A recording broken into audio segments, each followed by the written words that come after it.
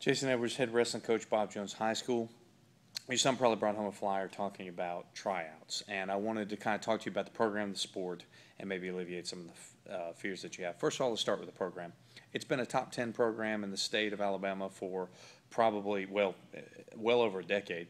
We've won 3 section championships, making us the best team in the North Alabama area 3 times. We have also had several state champions on an individual level and well over 30 section champions.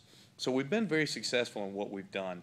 But that's a small part of what it is as far as you wanting your wanting your son to be involved in this. So what about the sport itself? Is it anything like professional wrestling? And the answer is no. Professional wrestling is entertainment. While, it's something I grew up watching, but it's certainly not anything that these kids are going to be exposed to.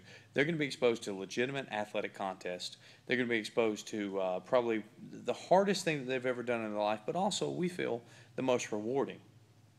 And in that, if you have heard about wrestling, then a lot of times we get a lot of fears and a lot of myths and things that come out. And so I want to kind of alleviate those. The first one is this: we're not going to make your son lose a ton of weight. We're going to have your son come in here and lift weights and actually get bigger and stronger. That's what our goal is for your son. Now, is there a situation where he may have to lose 5 pounds to be able to be a state champion? Sure. But which one of us in our adult lives could not drop 5 to 10 pounds and be healthier? We do encourage health for this one. Second thing that we get a lot of times is, well, how does this compare to football, baseball, and basketball? Because growing up in the South, that's probably what we've been exposed to. Well, let me say this. While it is an individual sport and individual opportunities and measures do matter, we focus on the team at Bob Jones High School. And the reason we focus on the team is this: I don't care how successful you are. I don't care how talented you are. I don't care, what gifts God has given you. If you don't have someone to help you out and to push you when you need pushing, or to pick you up when you fall, when you fail, and we're all going to fail, then there's a problem.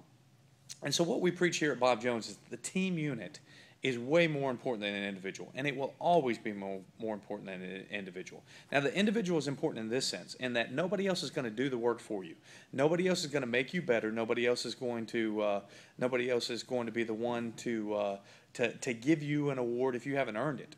So that is another thing that we love about this program, is that it teaches kids that my successes, my failures, they're on me. Now, certainly I need help to get where I need to go, but they're on me. And so while this is an individual sport, we still do focus on the team aspect here at Bob Jones. And so hopefully this won't be much different from your experiences in other sports. Another question: can you do this and play other sports? Absolutely. Listen, bottom line is this. In football, if you know how to run and you know how to catch, you're probably going to be pretty good. I mean, those are natural gifts. You're either going to be able to run a 4.340 or you're not going to be able to run a 4.340. In wrestling, there's going to be a lot of technique and things that you have to learn and you have to work on, and the development of skills. So this is going to require some time, yes.